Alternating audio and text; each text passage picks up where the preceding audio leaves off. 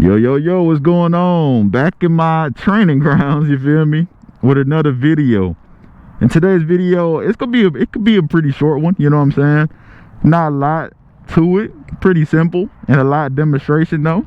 But it is how to stop a motorcycle safely, based on my experience and what I've been told by word of mouth. But I'm gonna keep it quick, I'm gonna keep it precise, as short as I can. And then if I'm missing something or I may have gotten something wrong, y'all let me know in the comments, just so everybody knows, you feel me? But there are three main components to stopping this motorcycle here. We got your front brake, which is controlled by pressing down on that lever right there. That supplies 70% of the braking power to the motorcycle. We also have that rear brake down there. A lot of people don't use that. They say it's 30% of braking power as well. It controls that rear brake back there. And although the clutch doesn't necessarily brake the vehicle, like that's not its purpose, it does it via when you're disconnecting the engine from the transmission. I just mentioned engine braking. That's why I say the clutch is another way. I mean, it's very important obviously, but that's how you're going to slow the bike down. That's another way to slow that bike down. So three ways you can slow this bike down. Once again, pulling in that clutch, disconnecting that engine from that transmission.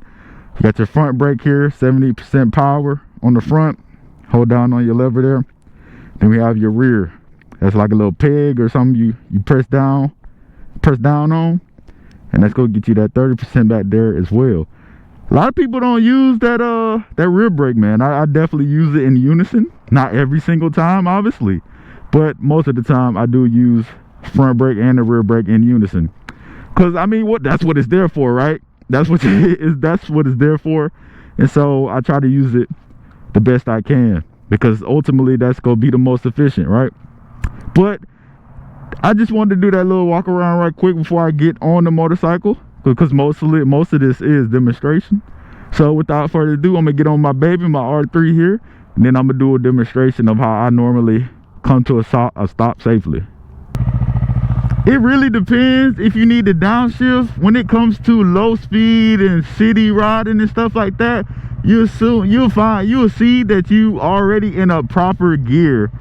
And when I say proper gear, I mean the gear, you kind of want to be in the gear that's going to allow you to, if you need to, make emergency swerves or anything like that. That's what I mean by a proper gear.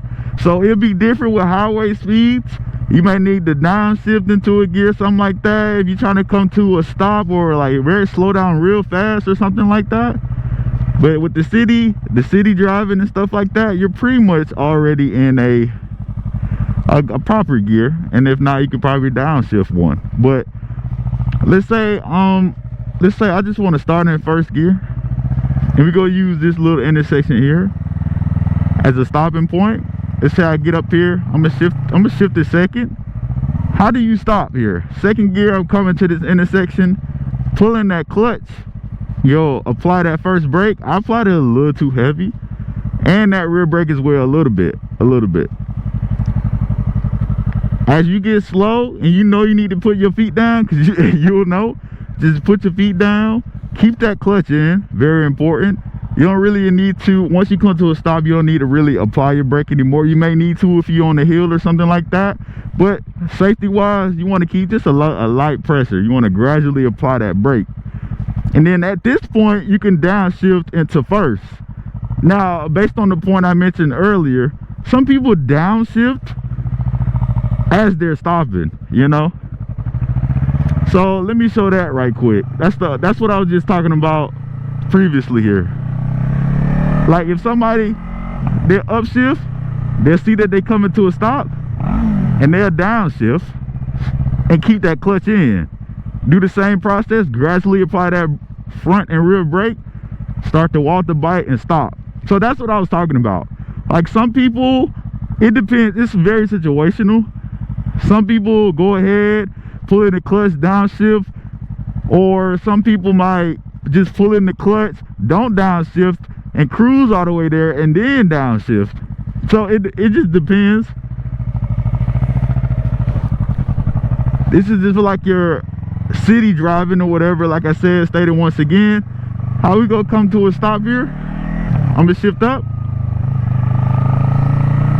I see that I'm stopping, I'm gonna ease off that throttle. Important, holding that clutch, rear brake, front brake.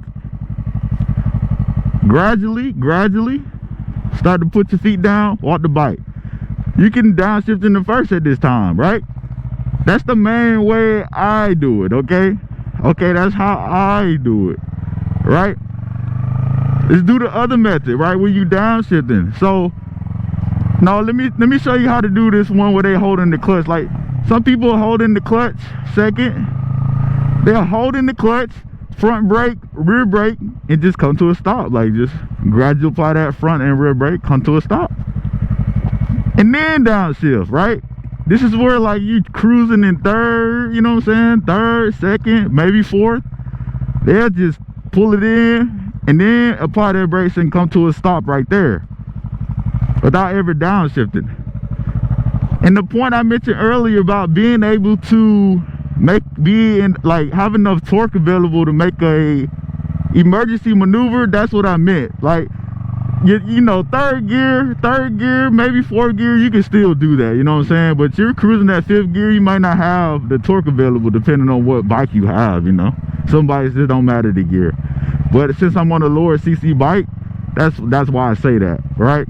But clutch in first, front brake, rear brake, and you start to walk the bike.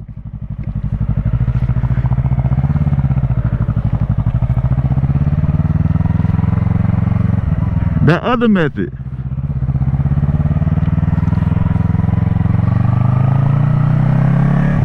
I'm in second. I said I want to go to third. Some people, you can downshift again. Keep the clutch in.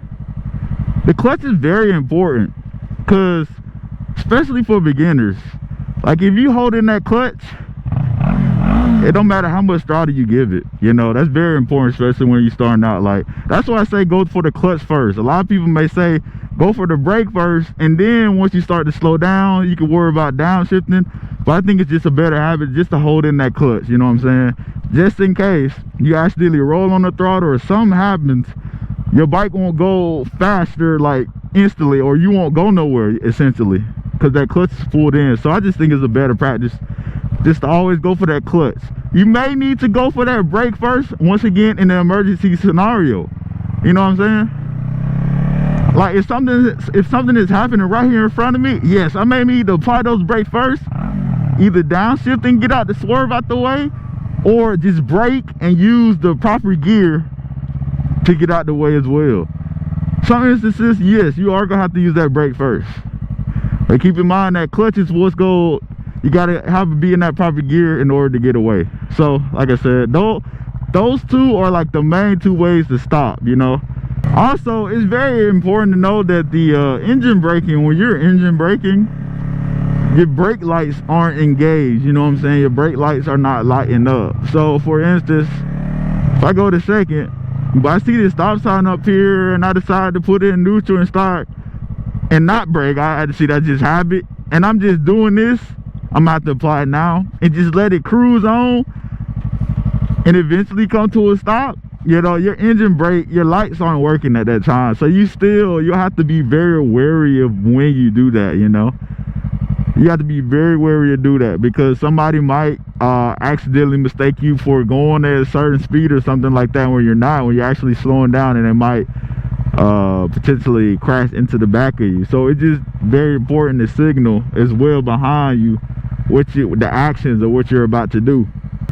Once again, some people just pull in that clutch, start to apply these front and rear brake,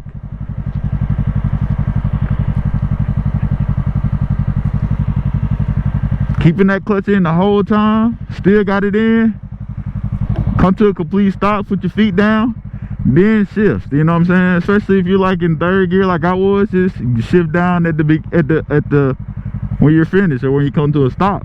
But like I said as well, like you kind of want to be wary of your surroundings and stuff like that when you just keeping the clutch in and not engaged. Like if you keep, let's say you're in like a fifth gear, like on a lower CC bike as well. Once again, if you're on the lower CC bike, this mainly applies to us out there, you know what I'm saying? And you're in 5th gear, you don't have no power. You barely have any power, you know what I'm saying, to really make any kind of corrections. You know, you'll be better off being in a lower gear, so you have a little bit more power to make a move in case you need to, you know. It's all about having it available for when you need to. But once again, guys, if I miss anything, let me know. I'll be trying my best out here. I'm just trying to spread knowledge and stuff like that, teach people or inform people, because just like me, I didn't know or whatever, had to find out. I'm just trying to be that source for everybody else as well. Appreciate y'all for tuning into the video. Your boy's out. I'll see y'all soon.